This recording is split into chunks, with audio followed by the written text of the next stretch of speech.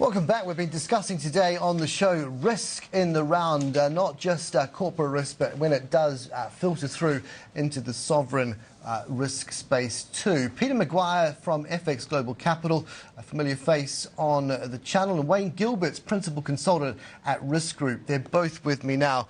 Welcome to you. Let's begin with proprietary trading, understanding the environment that we find ourselves in. Wayne, put it succinctly, just paint a picture for me of how we've seen that space of investment banks kind of, it's sort of been a survive or thrive, or fall at your peril and everything goes with it. So how can you just do away with that kind of a division like that? Well, I think that's a difficult question to answer, Carson, but quite a fundamental question. And I don't think it's a matter of maybe the question about doing away with it altogether. I think that we've seen the failings and the lessons learned over and over again in relation to the way in which we deal with the trading sector. And I think it's just about putting the appropriate controls in, the amount of independent verification of some of those trades, and ensuring that boards and senior management are actually au fait with what they're actually trying to achieve and that they manage that strategy effectively. Because, you know, Pete, what is the mindset around boards at the moment? Clinging on to an old model where you could have both practices, investment banking, as much as, you know, a much broader sweep of products running together in tandem. Is that going to be what the future holds, or are we going to have to see a separation? Well, I'll tell you what, good morning, Carson. It's very hard, but it all comes down to the ka-ching. What goes in the bottom line? Really, when you think about investment banks, that's what bonus pools are about, that's what performance is about, that's what analysts are trying to write on, and that's how CEOs stay in the role. It's how much ka-ching goes down to the bottom line. And it's just, and I'm not trying to make it a simplified message, but the reality is return on investment. And if you've got traders that are allowed to trade expansive volumes of cash on different markets 24 hours a day, and they're after one thing, and that is return on investment, then they look for dynamic moves. And I think that it talks about the OTC market versus exchange traded, and there are just so many components in the whole mix-up. Have we got enough transparency, Wayne, on all of these products for your liking, or is it the case that even as we shift into electronic trading as never before, even the systems that are meant to be able to monitor electronically are not up to standard, simply not up to standard? Well, trading monitoring companies, I mean, it's almost as if the technology is moving that fast. Well, I think the technology is moving rather rapidly, and I think that there needs to be a balance. I think Pete drew on a good point. It's about the ka-ching. The ka-ching is great when it's actually coming in, but if it's not balanced against the risk appropriately, the ka-ching can turn into very, very difficult times for an organisation, and there's one thing that can never come back, and that's the reputation of the organisation, which is quite an intangible thing as far as a quantitative measure, but from a qualitative risk management perspective, that reputation is tarnished. And I think with the media play out that we've seen in relation to UBS, no matter what the facts are behind it, we've seen their reputation significantly damaged by the revelation of another rogue trading incident. Pete, what's the regulatory response likely to be? Because you could say it's that old sledgehammer to crack the nut, that the unintended consequences of over-regulating are equally as problematic. I mean, are we looking like we're the right balance? Well, when you think about, look, roll your mind back to what the SEC and roll your mind to the OTC market and, of course, to the CDO market. Really, what is the common ground? And it all comes down, as far as I'm concerned, what the return is for the particular bank. Banks need to stay in business. They're highly levered organisations to start with. They've got desks across the world that are trading 24 hours a day. They're trading a diverse amount of currencies, commodities, equities, living at minute to minute, but they're not trading those necessarily to hold them, are they, Wayne? I mean, it's often a speculator's paradise, and you can increase margin requirements on each of those same said commodities, for instance, but it doesn't separate the two practices, does it? Speculators versus fundamental investors buying to take hold of that asset or assets. Well, that's a good point, Carson. And look, you're right. There is a speculative nature to that type of trading. And defend that for me. Why do you need that? What does that do to overall price discovery, for instance? It's like being able to short a market, people would say.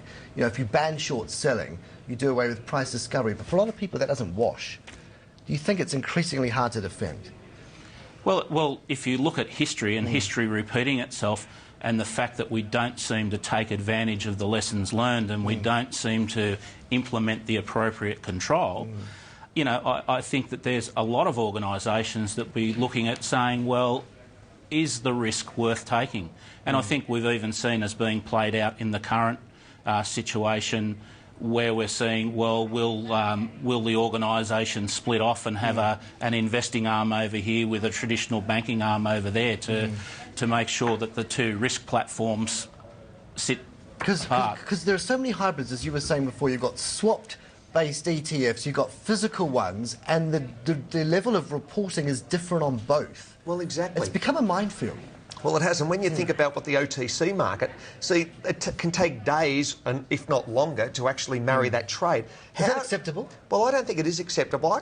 I'm curious to know how someone can dig a hole that deep and there's not collusion across some capacity. So if you're finishing off your book in London, how come that the people in New York aren't... There's got to be someone somewhere that's got to be aware of those open trades, I would have thought, and then someone in Tokyo following through from the New York close and working their business day until London opens again. Is it simple ignorance, Wayne? And are there strains of Jerome Kerviel in all of this? That the younger boffins down below were too bright for the bosses that hired them?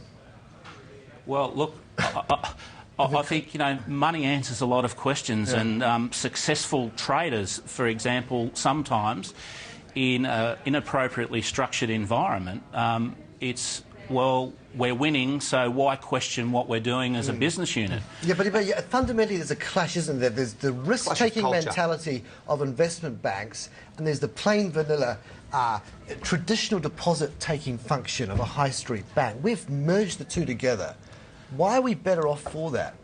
But can I just say that there's no reason, realistically, why in a business model those two things can't sit under the one umbrella. But they've incurred huge financial losses by sitting under the one umbrella. But I don't know that it's necessarily as a result of sitting under the one umbrella, as opposed to not actually managing the risk, setting the appropriate tone for which those operations operate in. If it's so benign, why not hive off those risk-taking affiliates? What's so difficult about hiving them off? Why the opposition? It's almost as if you've got something to hide, the more you rail against it. Yes, but I mean, the return is just so dramatic, and that's the reality. Remember that Kerviel made $1 billion in 1 year of trade. So there are many traders out there that have wonderful track records, but overconfidence could come into play. You talk about behavioural economics.